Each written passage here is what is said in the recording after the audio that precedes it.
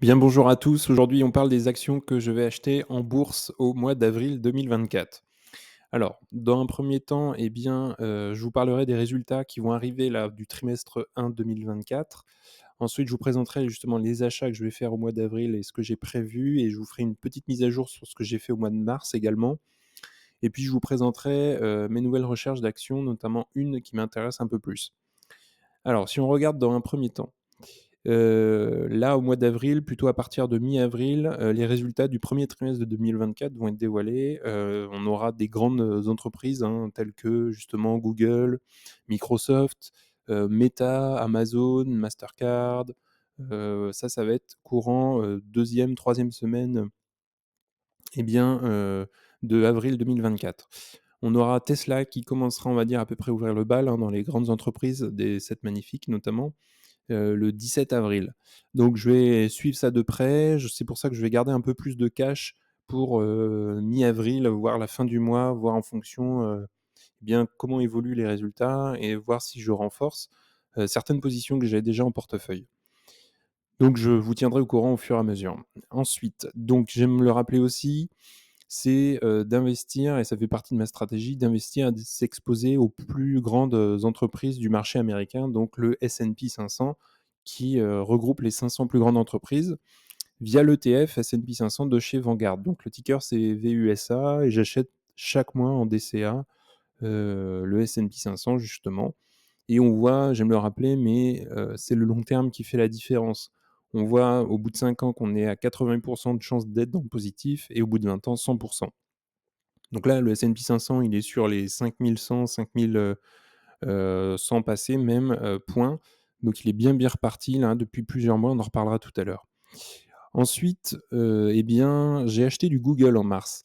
J'ai profité de la baisse sur les 130 comme j'avais, pu en parler notamment dans une vidéo sur Google et j'en ai profité pour réinvestir et grossir un petit peu plus ma position. J'avais parlé un peu du chiffre d'affaires et de la croissance du free cash flow.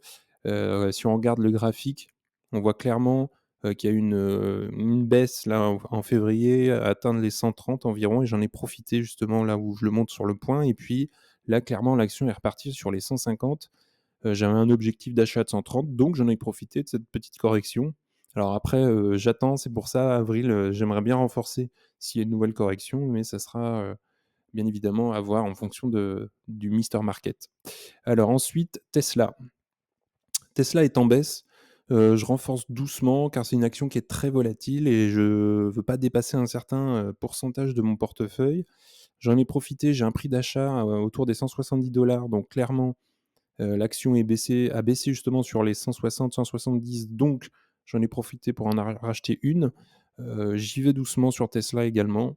C'est une entreprise assez jeune qui a encore de la croissance à venir, donc je renforce, on va dire, doucement. Donc j'en profiterai en avril également si, bien évidemment, elle rebaisse sous le prix des 170, je renforcerai doucement.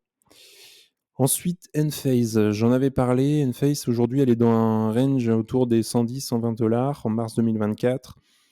J'aurais aimé et j'aimerais une plus forte correction, hein, mais elle est toujours dans mon prix d'achat. J'ai un prix d'achat autour des 120. Aujourd'hui, elle y est clairement, donc je vais peut-être patienter un petit peu, mais je vais sans doute renforcer encore ma position Enphase, spécialisée dans justement les micro-onduleurs, tout ce qui est énergie solaire, stockage d'énergie. Donc voilà pour Enphase. Donc heu, 3 entreprise dans laquelle je vais essayer de renforcer en avril.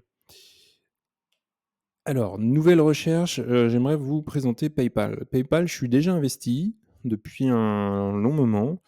J'ai un prix autour des 60-70 enfin c'est mon PRU et là, elle est dans un range, hein, elle ne bouge pas beaucoup, depuis, des mois et des mois, autour des 60-80.